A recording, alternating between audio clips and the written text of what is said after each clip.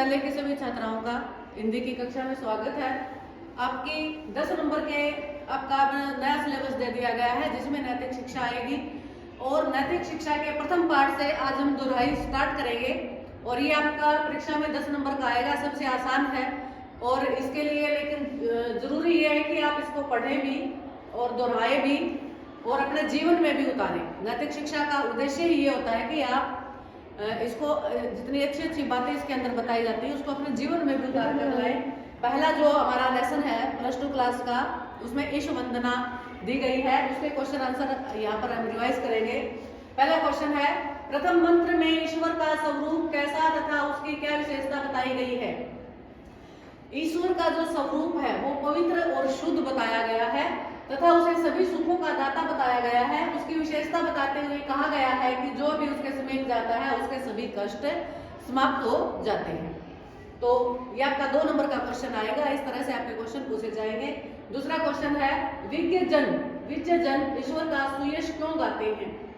विज्ञ यानी जो जानकार है, विद्वान लोग हैं, वो ईश्वर का सुयश होता है यश, उनका सु इसमें उपसर्ग लगा हुआ है आगे, इसलिए गाते हैं क्योंकि ईश्वर आत्मज्ञान एवं बल का दाता है। ईश्वर की साधना जीवन देती है, तो ईश्वर का विस्मरण मैंने ईश्वर को भूल जाना मृत्यु कारक बन जाता है। मृत्यु कारक यानी अगर हम ईश्वर को भूल जाते हैं तो वो मृत्यु के जैसा बन जाता है। अगला क्वेश्चन है, तीसरे मंत्र में ईश्वर से क्या मांगा गया है और क्यों। तीसरे मंत्र में ईश्वर से हेतु रहित अनुराग मांगा गया है। हेतु रहित यानी हेतु मैंने होता है कारण रहित अनुराग मैंने होता है प्यार। जब हम भगवान से प्यार करते हैं तो बिना किसी कारण के करें, ये जो ईश्वर से मांगा गया है। क्योंकि ईश्वर सर्वोपरि शक्ति है, जिसने संसार रूपी साज को सजाया है वह सब में समाया हुआ है, उससे भिन्न कोई भी है कोई भी नहीं है। जड़ चेतन सब उसी की रचना है और उसी से आश्रय पाते हैं, यानी भगवान ने सारी सृष्टि को रचाया हुआ है। अगला क्वेश्चन है, चौथे मंत्र के अनुसार ईश्वर क्या है। चौथे मंत्र के अनुसार ईश्वर स्वयं प्रकाश, सुचेतन तथा सबका सृजनहार है, यानी सबका पालनहार है। अब इसके छोटे क्वेश्चन आपके यहाँ बनेंगे। ईश्वर क्या है। सर्वेश है, सकल सुखदाता है, शुद्ध स्वरूप है, उपर्युक्त सभी है, तो सभी उपर्युक्त सभी आएगा। दिग का अर्थ है समीप, दूर, ढंग, शैली।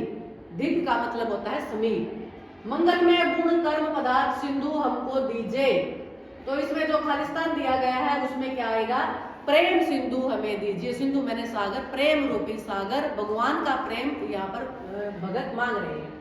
ईश्वर की चरण शरण में आकर भक्त क्या तर जाते हैं भव सागर को। ईश्वर के चरण में, सब चरणों में जाकर के जो भगत लोग हैं वो भव सागर से पार हो जाते हैं। भव मैंने संसार रूपी सागर।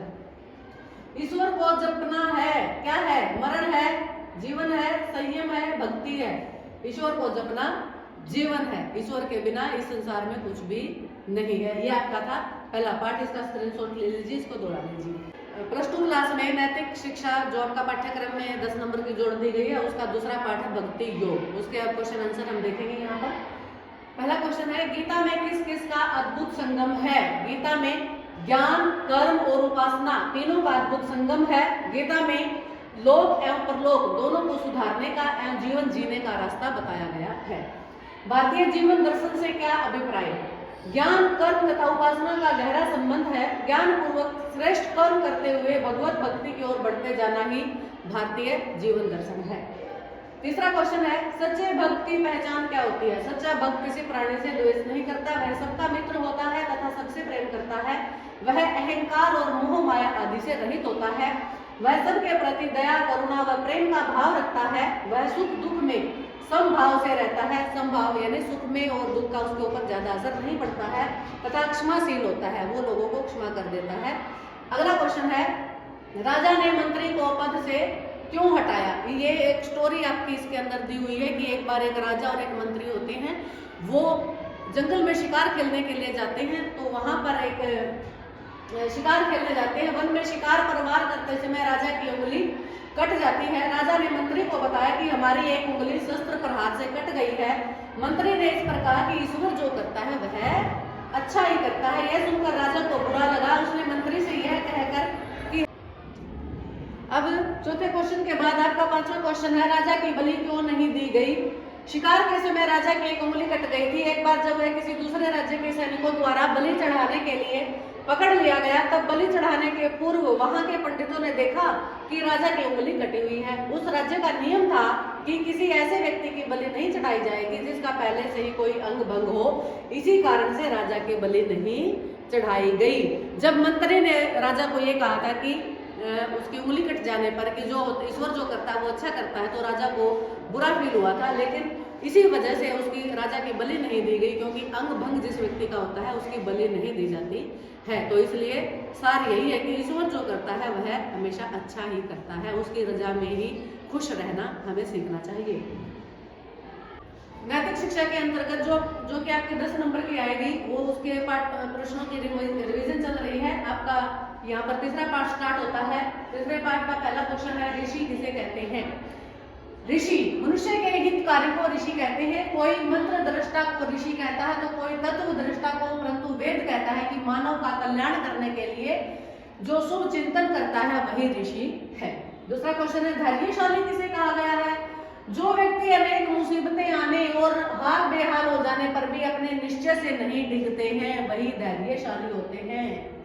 तीसरा क्वेश्चन है, हमें कैसे रहना चाहिए? हमें नियम पूर्वक अपने कर्मों का पालन करते हुए रहना चाहिए। हमें अपने आप को स्वच्छ और सुसभ्य बनाए रखना चाहिए। अगला क्वेश्चन है, सनातन धर्म से क्या अभिप्राय है? जो हमारा उपकार करे हमें उसका प्रत्युपकार अवश्य करना चाहिए। प्रत्युपकार यानी उपकार के बदले उपकार, यही सनातन धर्म है। सनातन धर्म के अनुसार हमें उपकार को अपने जीवन का श्रेष्ठ कर्म मानना चाहिए। अब यहाँ पर आपका भावात्मक प्रश्न में से, मानव शरीर में ऋषियों की कल्पना किस रूप में की गई है? मानव शरीर में ऋषियों की कल्पना शरीर के विभिन्न अंगों के रूपक के माध्यम से की गई है। मानव शरीर में 7 ऋषि विद्यमान हैं। हमारा शरीर एक यज्ञशाला है, यह ऋषियों का आश्रम है। हम अपनी आंखों से अच्छा देखें, कानों से अच्छा सुने, नासिका से ओम का जाप करें, मुख से अभद्र वचन न बोले, मन से शिव संकल्प तथा बुद्धि से दृढ़ संकल्प करें। इस तरह हम इसे ऋषियों का आश्रम बनाएं। अभद्र दर्शन से, बुरा सुनने से, विषय वासनाओं से बचें।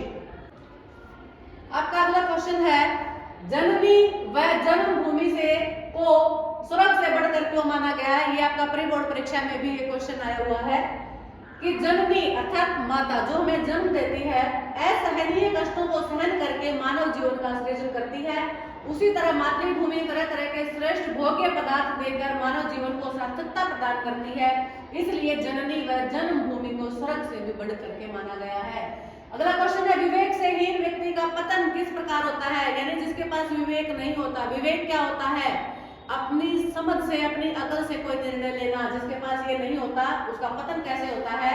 विवेक से हीन व्यक्ति का पतन सैकड़ों प्रकार से होता है। विवेकहीन व्यक्ति विपत्तियों में पड़कर अपने जीवन को नष्ट कर लेते हैं, क्योंकि वो सही निर्णय समय पर नहीं ले सकते।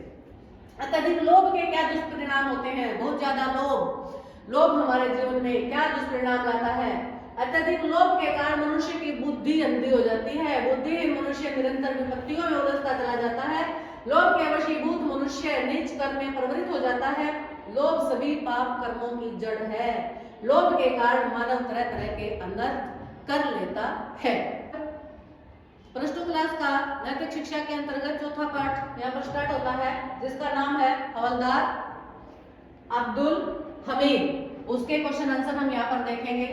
सन 1965 के युद्ध में पाकिस्तान ने टैंक कहां से प्राप्त किए थे? कहां से प्राप्त किए थे? अमेरिका से प्राप्त किए थे। इन टैंकों का नाम पैटन टैंक था। इन टैंकों के बारे में मशहूर था कि इन अमेरिकी पैटन टैंकों का मुकाबला कोई नहीं कर सकता।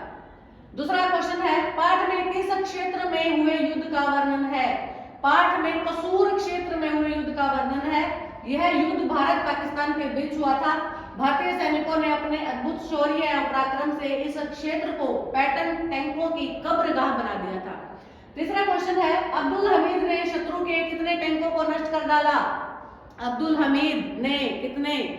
उन्होंने 3 टैंकों को नष्ट कर डाला और चौथे टैंक की ओर भी निशाना साध लिया, लेकिन इस टैंक के गोले से यह वीर सदा के लिए इस संसार को छोड़कर चला गया, शहीद हो गया। चौथा क्वेश्चन है, अब्दुल हमीद को मरणोपरांत मतलब मरने के बाद किस पदक से सम्मानित किया गया? अब्दुल हमीद को मरणोपरांत उसके अद्वितीय साहस, शौर्य व पराक्रम के लिए भारत सेना के सर्वोच्च सम्मान परमवीर चक्र से सम्मानित किया गया। सेना का सबसे बड़ा सम्मान होता है परमवीर चक्र, उससे उनको सम्मानित किया गया। अब क्वेश्चन है, पूछ लिया गया है कि कसूर क्षेत्र में हुए युद्ध का वर्णन संक्षेप में कीजिए। कसूर क्षेत्र में भारत पाक के युद्ध के दौरान 1965 ईस्वी में जो युद्ध हुआ था उसका वर्णन करना है। पाकिस्तान यह युद्ध उन अमेरिकी पैटर्न टैंकों के भरोसे लड़ रहा था जिनके बारे में यह मशहूर था कि इनका मुकाबला तो कोई नहीं कर सकता। भारतीय सैनिकों ने हवलदार अब्दुल हमीद के नेतृत्व में अपने अपूर्व में शौर्य का प्रदर्शन किया तथा कसूर क्षेत्र को पैटर्न टैंकों की कब्रगाह बना डाला। 3 पाकिस्तानी टैंकों को नष्ट करके स्वयं हवलदार अब्दुल हमीद भी वीर गति को प्राप्त हो गए। उनकी बहादुरी के कारण शत्रु के पैर उखड़ गए। इस युद्ध में 15 पैटर्न टैंक चालकों ने आत्मसमर्पण कर दिया। पाकिस्तानी ब्रिगेडियर जो था अपने कई सैनिकों सहित वहां पर मारा गया।